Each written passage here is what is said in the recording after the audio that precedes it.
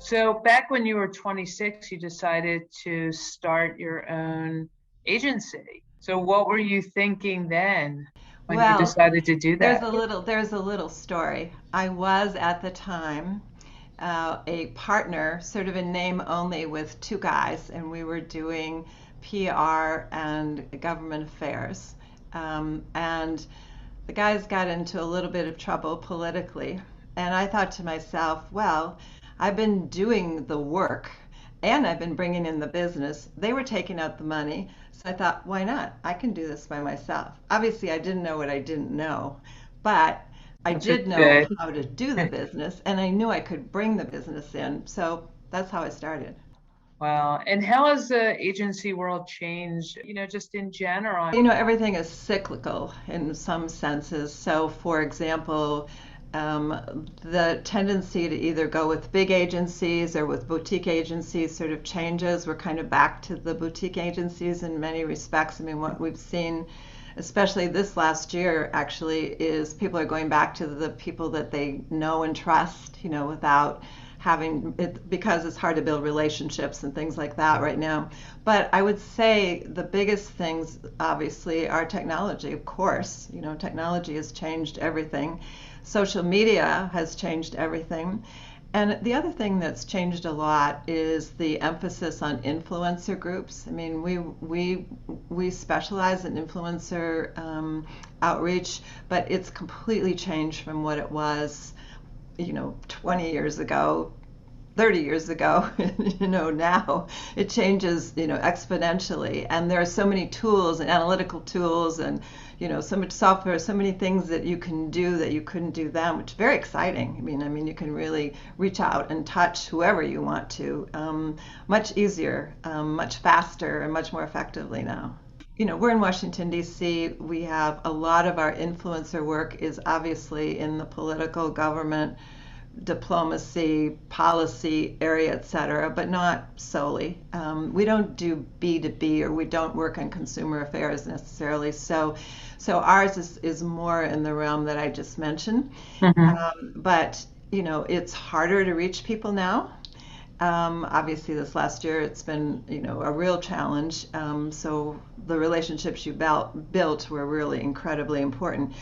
But now there are just so many more influencers, because you can become an influencer, as we all know, just by setting up one or more social media accounts, or people like your Instagram or whatever it happens to be.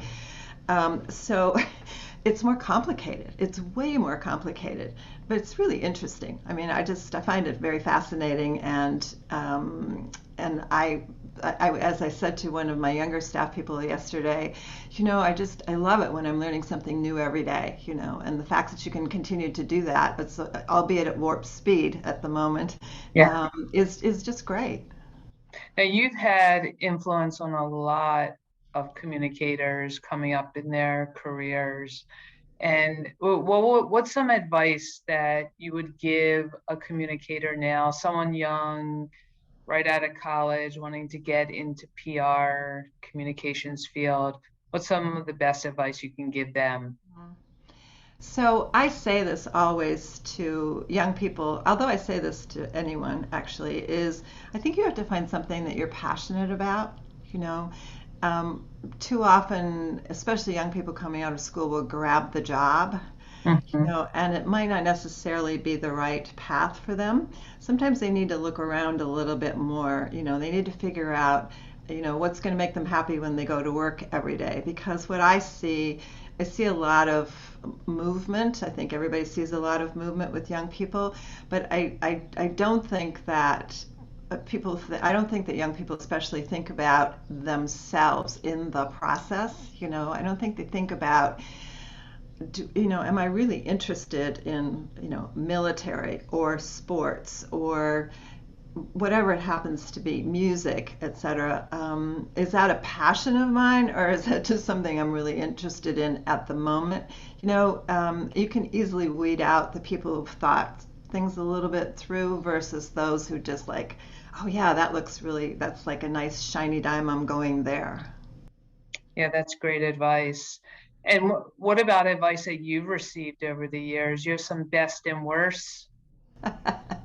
Oh, yes, I do. Now, you have to remember that when I started my business, there weren't a lot of women business owners, and certainly very few in Washington, D.C.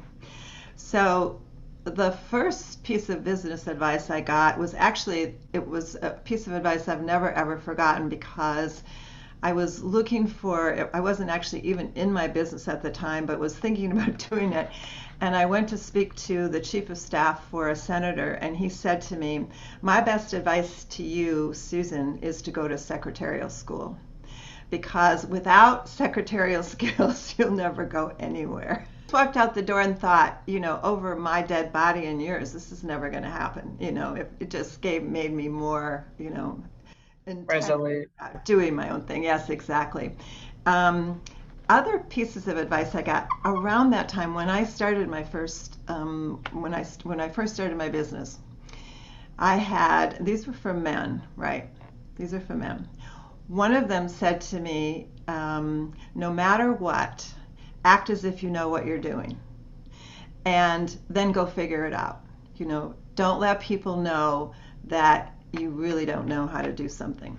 And that came naturally for me because I've always been that way. When I was in University of Wisconsin in Madison, I talked my way into an internship in the governor's office to do public relations, and they never had an intern in that space before.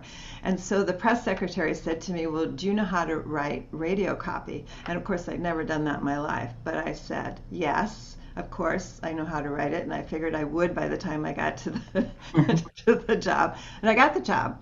And of course, they called me out because the governor was big on highway safety. So what he decided to do, the press secretary decided to do, was give me all the gory accident details over a weekend and tell me to write, a radio speech for the governor on this. Really grossed me out. I got it that he got me, but still, I just learned that if I had confidence in myself, and a lot of young people don't. And it's so very important, it's that partially fake it till you make it, and you don't want to completely fake it, but there's something inside of you. If you say, "Yes, I can," then you probably can. You had so many amazing achievements, and you and your team. What stands out the most? I mean, it's very hard to pick out things because we've just been so lucky to be involved in so many really iconic events and campaigns, etc. And we're lucky because we were in Washington, D.C. So a lot of things happen here that wouldn't necessarily happen if I were living in other parts of the country. Some of the big iconic events or campaigns, which might include opening many of the iconic memorials and museums in Washington.